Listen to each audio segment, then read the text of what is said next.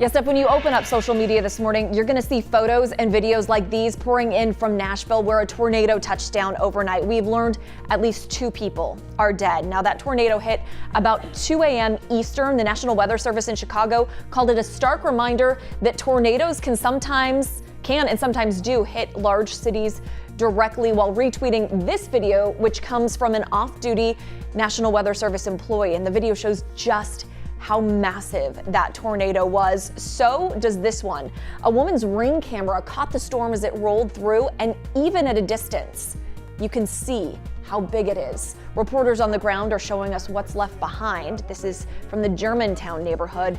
Power lines are down, homes are damaged, fire crews going door to door to make sure everyone's okay. And that was the first of at least 2 confirmed tornadoes. The other one touched down east of Nashville. They were part of this highly tornadic supercell that tracked about 70 miles across Tennessee overnight. I'm going to have another update for you coming up at 6.